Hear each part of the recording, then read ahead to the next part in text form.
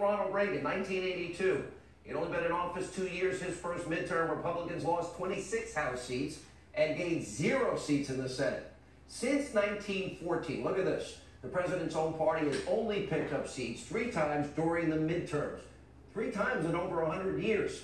We knew this going in, and during the same period of time, Donald Trump is only the 3rd president to gain Senate seats while losing seats in the House. And Trump campaigned for senators. He went state to state for those races he could campaign for. He couldn't go out and go to all 435 House districts with 435 different House candidates. That would be physically impossible. Now keep in mind, during Obama's 8 long years in office, look at this. Democrats lost control of more than 1,000 state and national offices. By the way, he had a pretty bad night last night. It is a much different picture under President Trump, which the media won't tell you. Now, why is this all true? Oh, let's look at the economic front. Our economy, thankfully, is booming. The forgotten men and women that we all talked about in 2016, they are now seeing prosperity that has been long overdue for them. 4.5 million new jobs created since Donald Trump elected. 4.3 million fewer Americans on food stamps. Over 4 million Americans out of poverty, thanks to this economic boom. On the manufacturing front, over 400,000 new manufacturing jobs Obama said were never coming back. Look at this. Employment claims are at a 49-year low. We are seeing record low unemployment. African Americans, Hispanic Americans, Asian Americans, women in the workplace, military veterans, and youth unemployment. Median household income in this country is hitting a record high.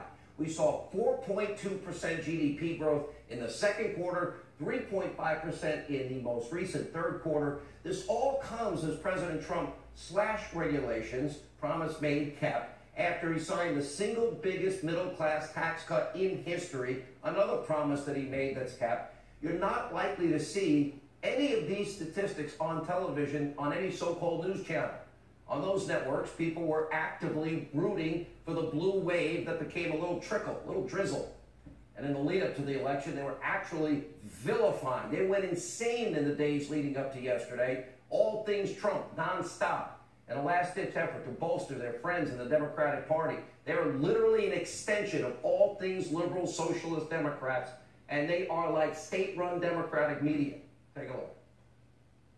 If Trump wins, he will cast it as a complete endorsement of his most undemocratic behavior. If you're 18 and that happens, you stand a very real chance of not living in a Western-style democracy for part or all of your life. He is a racist pig. He is talking about white supremacist ideology. What Donald Trump did was normalize racism. Donald Trump is not only disgusting and vile, he's stupid. This racist, heartless, soulless man. The president's obviously a racist. He's obviously a demagogue. This president has radicalized so many more people than ISIS. Blah, blah. Last night, Republicans, well, they started to pick up big wins. Look at the states they're winning here. Florida, Tennessee, Indiana, Missouri, massive victories in these states. And by the way, elsewhere, commentators, anchors, NBC, ABC, CBS, CNN, once again, they started to crack up and melt down. It was like 2016 all over again for them. Take a look.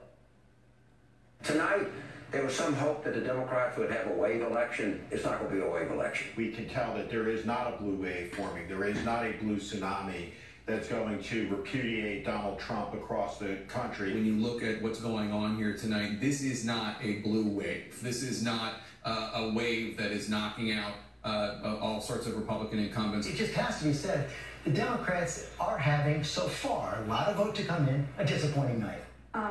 But they can't have, there's no tsunami. There's no tsunami coming. I mean, winning the House by one vote, by one member is enough for them, but there's a lot of disappointment. This is heartbreaking, though. It's heartbreaking. I'm still, my nails are still, like, clutching to hope. I am thinking about the best laid plans in 2016, the Javits Center. There's only so far science and polling and academics can take you. They don't really take losing well. I'm going to be honest. I don't like to lose either. I enjoy winning. I didn't particularly like when Obama won, not once but twice. And not only did their once predicted blue wave not materialize, but their anti-Trump narrative has been rejected. by you, we, the American people, and we're doing so much better. Ever since Donald Trump announced his run for office and Melania, Mr. Trump come down that